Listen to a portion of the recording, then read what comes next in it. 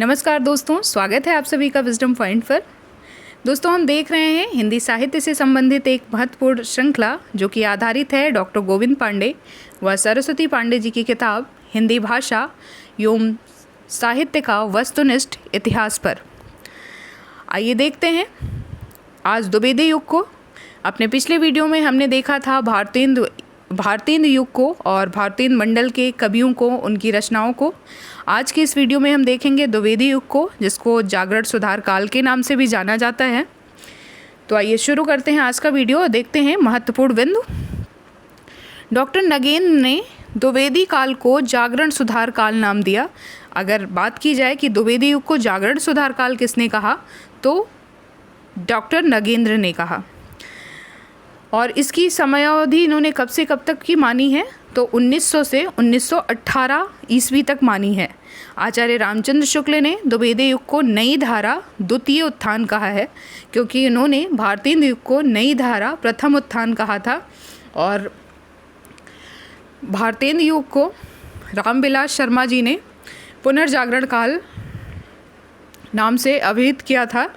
तो आचार्य रामचंद्र शुक्ल जी के अनुसार द्विवेदी युग नई धारा द्वितीय उत्थान है और इसके अंतर्गत उन्होंने इसकी समयावधि रखा है 1893 से 1918 ईस्वी तक। ये ध्यान देने योग्य बात है, क्योंकि आचार्य नगेंद्र ने 1900 ईस्वी से 1918 ईस्वी तक का समय माना है। मात्र 18 वर्ष का समय इन्होंने द्विवेदी युग को दिया है। और आचार्य रामचंद्र शुक्ल जी के अनुसार 1893 से 1918 का जो समय है वो ये द्विवेदी युग के अंतर्गत रखते हैं। तो ये समयावधि, इसका ध्यान रखिएगा। अब हम देखेंगे द्विवेदी मंडल के कवियों को। सबसे पहला नाम आता है श्रीधर पाठक का, जिनका जन्म हुआ था 1859 ईस्वी में और इनकी मृत्यु होती है 1928 ईस्वी में। खड़ी बोली के ये प्रथम स्वच्छंदतावादी कवि के रूप में प्रसिद्ध हैं। श्रीधर पाठक जी को खड़ी बोली के प्रथम स्वच्छंदतावादी कवि होने का गौरव प्राप्त है। श्रीधर पाठक जी ने ब्रज भाषा में मौलिक काव्य कश्मीर सुषमा की रचना 1904 ईस्वी में की थी। किसकी रचना की थी? इनका जो ब्रज भाषा में इनका मौलिक काव्य है उसका नाम इन्होंने दिया था कश्मीर सुषमा और इसकी रचना इन्होंने 1904 ईस्वी में की थी। तो अगर प्रश्न आता है कि हिंदी के प्रथम स्वच्छंदतावादी कवि कौन हैं, तो आपका उत्तर होगा श्रीधर पाठक। श्रीधर पाठक जी ने कई रचनाओं को अनुदित किया है। कई अंग्रेजी रचनाएं हैं जिनको इन्होंने हिंदी भाषा में अनुदित किया है। तो आइए देखते हैं वो कौन सी रचनाएं हैं और किस भाषा से किस भाषा में अनुदित हुई हैं। तो इनकी रचना है गरेड़िए, अनुदित रचना है गरेड़िए और दार्शनिक, जो कि मूल रचना है सैफर्ड एंड फिलॉसफर नाम से, और इसके रचनाकार थे ग्रे, जिसका इन्होंने हिंदी में अनुवाद किया गरेड़िए और दार्शनिक शीर्षक से। इनका एक महत्वपूर्ण अनुदित ग्रंथ है जिसका नाम है एकांतवासी योगी। इसका इन्होंने 1886 ईस्वी में अनुवाद किया था। ये गोल्ड स्मिथ एक अंग्रेजी रचनाकार हैं। उनकी हर्मिट रचना से ये खड़ी बोली हिंदी में इन्होंने एकांतवासी योगी नाम से अनुदित किया। हर्मिट को एकांतवासी योगी नाम दिया। उजड़ ग्राम इनकी एक अनुदित रचना है जो कि गोल्ड स्मिथ ही हैं, इसके भी राइटर, और इस अंग्रेजी रचना का नाम है गोल्ड स्मिथ के डेजर्टेड विलेज, जिसका अनुवाद 1889 ईस्वी में उजड़ ग्राम के नाम से पाठक जी करते हैं और ये इन्होंने उजड़ ग्राम को ब्रज भाषा में अनुदित किया है। गोल्ड स्मिथ की एक और रचना है ट्रैवलर, जिसका अनुवाद खड़ी बोली हिंदी में श्रीधर पाठक जी ने 1902 ईस्वी में श्रांत पथिक नाम से किया है। अगली रचना है कालिदास जी की ऋतु संहार, जिसका ब्रज भाषा में श्रीधर पाठक जी ने ऋतु संहार नाम से ही अनुवाद किया है। तो ये इनकी रचनाएं थी, ये इनकी अनुदित रचनाएं हैं। अब आते हैं इनकी मौलिक कृतियों पे। श्रीधर पाठक की खड़ी बोली में मौलिक कृतियाँ निम्नांकित हैं। आइए देखते हैं इन्होंने कौन कौन सी रचनाएं की हैं जो इनकी मौलिक रचनाएं हैं। वनाष्टक, देहरादून, भारत गीत, जगत सच्चाई सार, स्वर्गीय वीणा, धन विजय, सांध्य अटन और गुणवंत हेमंत। तो ये श्रीधर पाठक जी की मौलिक कृतियाँ हैं। श्रीधर पाठक जी द्वारा ब्रज भाषा में रचित मौलिक काव्यों को देखते हैं कि इनका कौन कौन सा रचा हुआ काव्य ऐसा है जो कि ब्रज भाषा में है। तो कश्मीर सुषमा, जिसको 1904 ईस्वी में इन्होंने रचा था, और मनोविनोद 1882 ईस्वी में रचित ब्रज भाषा में इनका काव्य है।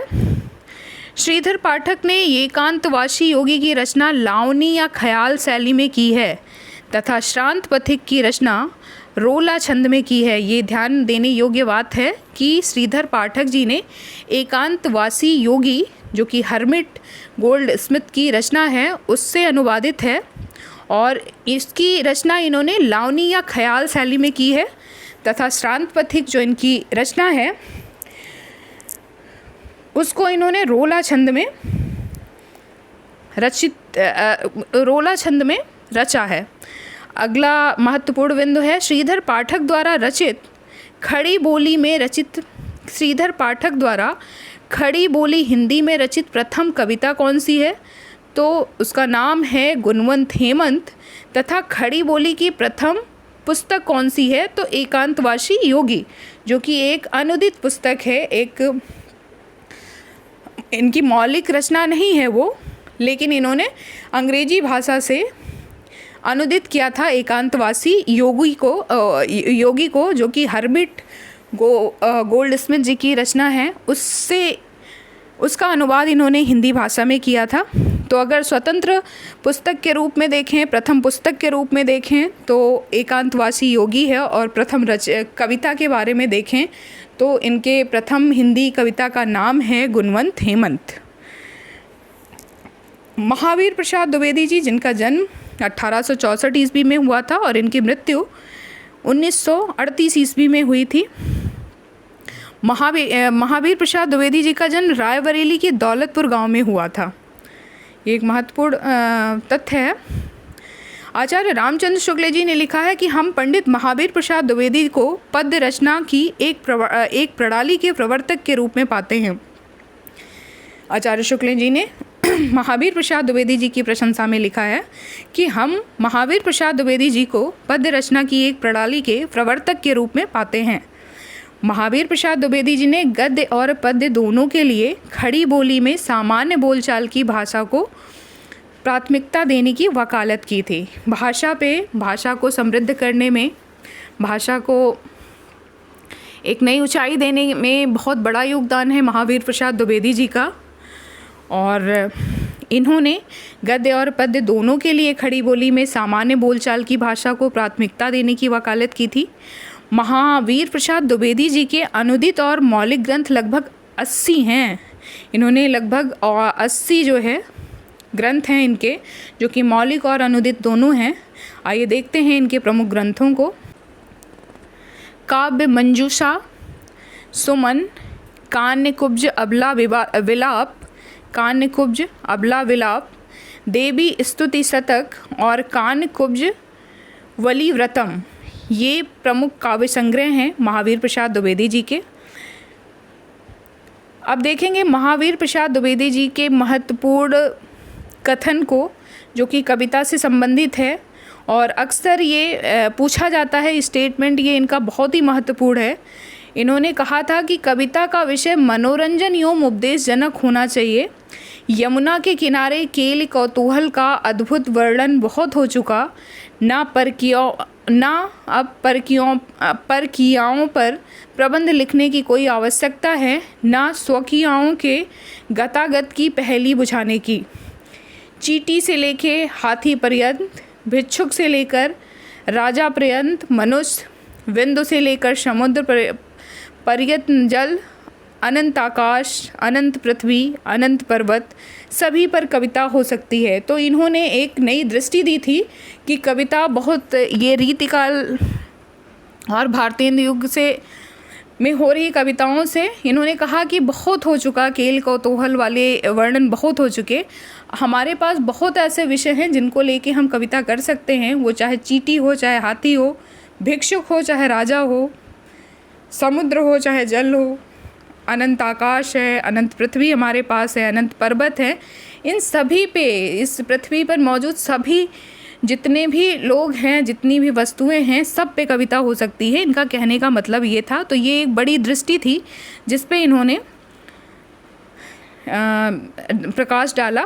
अब हम देखेंगे महावीर प्रसाद द्विवेदी जी के अनुदित रचनाओं को, जिसमें है विनय शतक भर्तृहरि, जिसका आधार ग्रंथ है भर्तृहरि के वैराग्य शतक के दोहों का अनुवाद इन्होंने किया है विनय शतक भर्तृहरि के नाम से। बिहार वाटिका है, जिसमें इन्होंने जयदेव के गीत गोविंद का संक्षिप्त अनुवाद किया है। श्रीमाला में इन्होंने भर्तृहरि के श्रृंगार शतक के दोहों का अनुवाद किया है। गंगा लहरी में इन्होंने पंडित राज जगन्नाथ की गंगा लहरी का सवैया में अनुवाद किया है। ऋतु तरंगड़ी है, जिसका इन्होंने कालिदास के ऋतु संहार का छाया अनुवाद किया है। महावीर प्रसाद द्विवेदी जी की प्रसिद्ध कविता है सर्गो नरक ठिकाना नाही, सर्गो नरक ठिकाना नाही है, इनकी एक प्रसिद्ध कविता है। अयोध्या सिंह उपाध्याय हरिओद जी हैं, जिनका जन्म 1865 ईस्वी में होता है और 1947 में इनकी मृत्यु हो जाती है। अयोध्या सिंह उपाध्याय हरिओद को डॉक्टर गणपति चंद्र गुप्त जी आधुनिक काल का सूरदास कहते हैं। आधुनिक काल का सूरदास अगर पूछा जाए कि ये किसकी उपाधि है, तो ये उपाधि है अयोध्या सिंह उपाध्याय हरिओद जी का। अब हम देखेंगे हरिओद जी ने 3 प्रबंध काव्य कौन कौन से लिखे हैं और उनके वर्ण विषय क्या हैं। इनका पहला प्रबंध काव्य है प्रिय प्रवास, जिसकी रचना इन्होंने 1914 ईस्वी में की थी। इसमें 17 सर्ग हैं और इसमें कृष्ण के बचपन से लेके मथुरा प्रस्थान तक का वर्णन है। प्रिय प्रवास, शायद इसीलिए गणपति चंद्र गुप्त जी ने इनको आधुनिक काल का सूरदास कहा है, इसी प्रिय प्रवास के आधार पर। पारिजात जो इनका एक और प्रबंध काव्य है, इसकी रचना इन्होंने 1937 ईस्वी में की। इसमें 15 सर्ग हैं और इसमें आध्यात्मिक और धार्मिक विषयों का वर्णन किया गया है। इनकी अगली रचना है वैदेही वनवास, जिसका प्रकाशन वर्ष है 1941 ईस्वी। इसमें 18 सर्ग हैं और इसमें राम के द्वारा सीता के निर्वासन की कथा शामिल है। तो ये 3 महत्वपूर्ण प्रबंध काव्य हैं अयोध्या सिंह उपाध्याय हरिओद जी के। पहले प्रबंध काव्य का नाम है प्रिय प्रवास, दूसरे का नाम है पारिजात और तीसरे का नाम है वैदेही वनवास। प्रिय प्रवास को खड़ी बोली हिंदी का प्रथम महाकाव्य माना जाता है। प्रिय प्रवास को खड़ी बोली हिंदी का प्रथम महाकाव्य माना जाता है। ये एक प्रबंध काव्य है और इसको हिंदी का प्रथम महाकाव्य माना जाता है। ये बहुत ही महत्वपूर्ण लाइन है। प्रिय प्रवास का सर्वप्रथम नाम वज्रांगना विलाप था। या संपूर्ण काव्य संस्कृत के वर्णवृत्तों पर आधारित है, ध्यान देने योग्य बात है। इसका पहले नाम व्रजांगना विलाप था और बाद में इसका नाम रखा गया प्रिय प्रवास। अब हम देखेंगे हरिओद जी के अन्य महत्वपूर्ण काव्य ग्रंथों को, जिसमें हैं कृष्ण शतक, रसिक रहस्य, प्रेमाम्बु वारिधि, प्रेम प्रपंच, प्रेमाम्बु प्रश्रवण, प्रेमाम्बु प्रवाह, चोखे चौपदे, चुभते चौपदे, पदम प्रसून, बोलचाल, रस कलश, फूल पत्ते, कल्पलता, ग्राम गीत, हरिओद सतसई, मर्म स्पर्श। ये काव्य संग्रह हैं हरिओद जी के। अब हम देखेंगे हरिओद जी द्वारा ब्रज भाषा में रचित रस कलश एक रीति ग्रंथ है।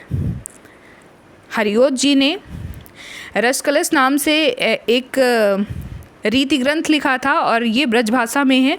इसका प्रकाशन वर्ष है 1931। ये महत्वपूर्ण पॉइंट है, परीक्षा में पूछा भी जाता है कि रस कलश किससे संबंधित है, तो ये एक रीति ग्रंथ है।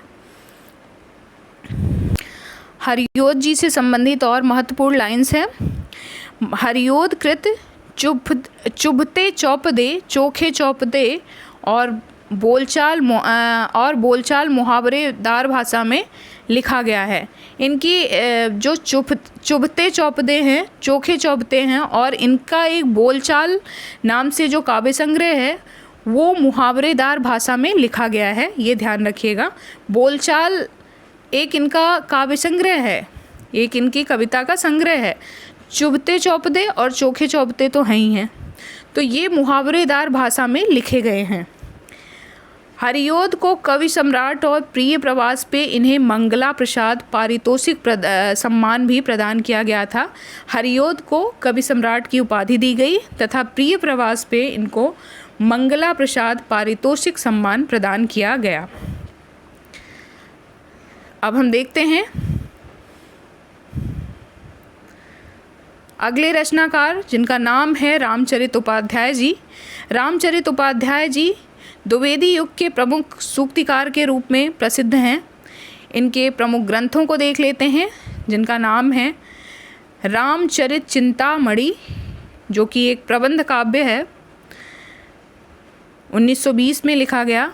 राष्ट्र भारती है, देवदूत है, देवसभा है, विचित्र विवाह है, भारत भक्ति है, देवी द्रौपदी है और सूक्ति मुक्तावली है। तो दोस्तों ये था हमारा आज का वीडियो। उम्मीद करती हूँ कि आपको पसंद आया होगा। अगर आपको मेरा वीडियो पसंद आता है तो आप मेरे चैनल को सब्सक्राइब कर सकते हैं और मेरे वीडियो को लाइक और शेयर भी कर सकते हैं। धन्यवाद। मिलते हैं अपने अगले वीडियो में, तब तक के लिए नमस्कार।